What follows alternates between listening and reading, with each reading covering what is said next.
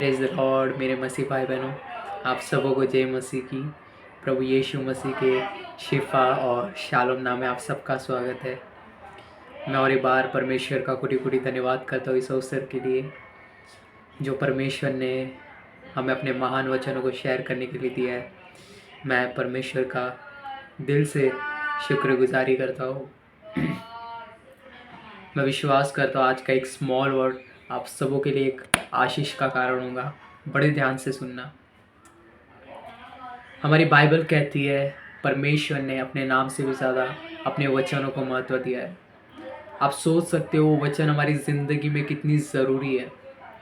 कई बार मैंने देखा है जब मुझे डायरेक्शन नहीं मिलता था, मैं सोचता था कहाँ जाऊँ, क्या करूँ, कैसे करूँ। एक टाइप से आप कह सकते हो परमेश्वर का वचन एक डायरेक्शन है जो आपको बताएगा क्या करना है। मैं विश्वास करता हूँ वही वचन आज हमारी ज़िंदगी में एक डायरेक्शन देगा। बड़े ध्यान से सुनना। हो सकता है इन दिनों में आपकी ज़िंदगी में कुछ ऐसी चीज़ें हो, कुछ ऐसी तकलीफ़ों से आप गुज़र रहे हो जो तकलीफ़ पे आप जय पा नहीं पा रहे हो, या मैं कह सकता हूँ कि आप कुछ ऐसी बीमारियों से गुज़र रहे हो, ऐसी प्रॉब्लम से गुज़र रहे हो। पूरे दिन स्ट्रेस, ज़िंदगी में कोई फ्रेशनेस नहीं है, सब कुछ चला गया है और गुनाह डेली होते हैं, एक गुनाह दो दो बार डेली। वो गुनाह से मैं परमेश्वर से बार बार प्रार्थना करता हूँ, बार बार मैं उस गुनाह को परमेश्वर के सामने लेके जाता हूँ, तो भी मुझसे हो जाता है। एक जयवंत ज़िंदगी नहीं है हमारी। मैं विश्वास करता हूँ आज का वर्ड आप सबों के लिए बड़ा आशीष का कारण होगा। बड़े ध्यान से सुनना। आज मैं आपसे ज़्यादा बाइबल कुछ भी नहीं खुलवाऊँगा। मैं आज बाहर आया हूँ प्रभु के अनुग्रह से। मैं आपको स्मॉल वर्ड कह के मैं आप सबसे यही बात कहना चाहता हूँ। बड़े ध्यान से सुनना। आज से बहुत साल पहले परमेश्वर का एक दास जिसका नाम दाऊद है, हम सभी जानते हैं, किंग डेविड।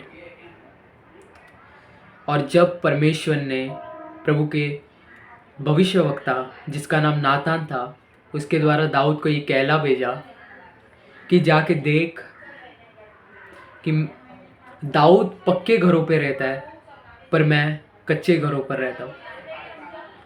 उसको कह कि मेरा घर बनाए, मेरा भवन बनाए। मैं तंबू में रहता हूँ पर वो पक्के घरों में रहता है। अब बड़े ध्यान से सुनना। जब दाऊद को नातन के द्वारा ये बात पता चलती है, उसके बाद दाऊद तुरंत घुटनों पे आता है। सबसे पहला चीज़ पता है वो क्या करता है? प्रार्थना। और जब वो प्रार्थना करना शुरू करता है, कंटिन्यूस प्रेयर करता है, और जब जैसे ही वो अपनी प्रार्थना एंड करता है, अगर आप ये पढ़ना चाहते हो तो दूसरा शमूएल की किताब उसका 7वां अध्याय आपको पूरा दिखेगा। वो प्रार्थना करता है और 8वें अध्याय में एक अद्भुत चीज़ होती है जो मैं आप सबसे कहना चाहता हूँ। बड़े ध्यान से सुनना। जब वो 7वें अध्याय में पूरी प्रार्थनाओं को ख़त्म करता है और 8वें अध्याय में एक ब्यूटीफुल बात वहाँ पर लिखी है, मैं आप सबों से वही बात कहना चाहता हूँ। दाऊद जब प्रार्थना करके ख़त्म किया उसने, वो 4 राज्यों को जीत के आया। और जब आप दूसरा शमूएल 8 का 14 पढ़ोगे, वहाँ पे एक ब्यूटीफुल बात लिखी है, जहाँ जहाँ दाऊद जाता था वहाँ वहाँ परमेश्वर उसे साथ रहता था और उसे जयवंत करता था। आज मैं आप सबसे एक बात कहना चाहता हूँ। हो सकता है आप अपनी ज़िंदगी में कुछ ऐसी चीज़ों से गुजर रहे हो, कुछ ऐसे गुनाह से गुजर रहे हो जिस पे आप जय पा नहीं पा रहे हो, या तो कुछ ऐसी समस्या, कुछ ऐसी प्रॉब्लम से आप गुजर रहे हो जिसको आपको डायरेक्शन नहीं मिल रहा है, क्या करना चाहिए, कैसे करना चाहिए। मैं आप सबों से कहना चाह रहा हूँ, जब कोई डायरेक्शन ना मिले, कोई सहारा ना मिले, मेरा तो तू ही सहारा है। आपने वो गाना सुना होगा, एक ही सहारा है हमारा परमेश्वर। हमें क्या करना है?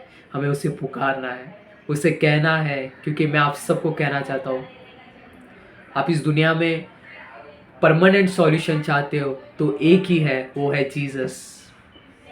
आपको पैसे की तंगी हो सकती है, परमेश्वर आपको 1 लाख भी दे दे पर तो भी आपको फिर से पैसे की ज़रूरत पड़ेगी। परमेश्वर आज आपको सोना चांदी भी दे दे, फिर आपको सोने चांदी की ज़रूरत पड़ेगी। परमेश्वर आपको चंगाई भी दे दे, फिर से आपको चंगाई की ज़रूरत पड़ेगी, क्योंकि ये चीज़ें हमारी ज़िंदगी में कंटिन्यूज़ होने वाली है। पर परमेश्वर चाहते वो आपको परमानेंट सॉल्यूशन दे। और पता है परमानेंट सॉल्यूशन कौन है? खुद परमेश्वर। जब वो आपकी ज़िंदगी में आएगा, वो आपको ज़िंदगी जीना सिखा देगा।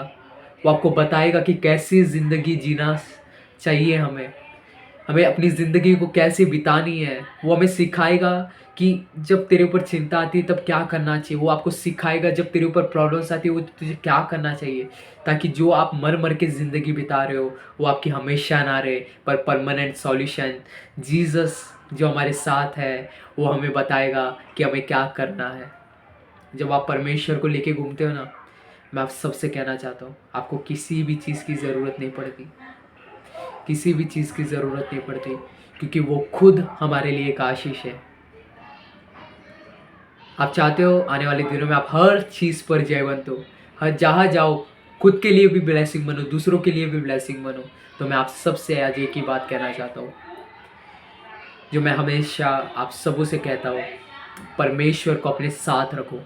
और प्रार्थना ही एक दरवाज़ा है, प्रार्थना ही एक ज़रिया है परमेश्वर को हमारी ज़िंदगी में उतरने के लिए। इसलिए दाऊद कहता है, मैंने संकट में यहोवा को पुकारा और उसने स्वर्ग से सुनकर मुझे उत्तर दिया। परमेश्वर जानता है उसके बच्चों को क्या आवश्यकता है। मैं आप सबसे कहना चाहता हूँ, प्रार्थना कीजिए, दुआ कीजिए, परमेश्वर से मदद मांगिए, क्योंकि जब आप प्रार्थना करते हो वो आपकी हेल्प करता है। मैं आप सबसे कहना चाहता हूँ, पाप आपको परमेश्वर से दूर नहीं कर सकता, पर परमेश्वर ही एक ऐसा ज़रिया है जो आपको पाप से दूर कर सकता है।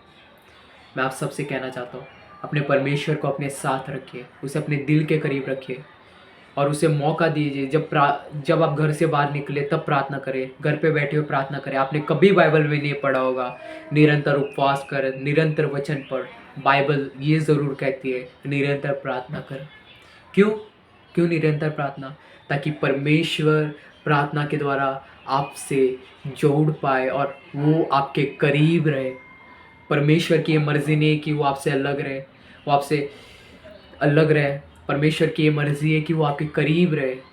और हमारी बाइबल कहती है, मैं यहोवा को अपने मन की बातें खोल खोल कर बताऊँगा, क्योंकि मैं उस पर भरोसा रखता हूँ। मैं आप सबसे कहना चाहता हूँ, छोटी से छोटी चीज़ अपने परमेश्वर को बताएं, और जब आपको वो बताएगा वो आपको सिंपैथी नहीं सॉल्यूशन देगा। मैं विश्वास करता हूँ ये छोटा सा वर्ड आप सबों के लिए आशीषित होगा। आप सबको जय मसीह की, प्रेज द लॉर्ड। परमेश्वर का अनुग्रह आप सब में बढ़ता है। जय मसीह की।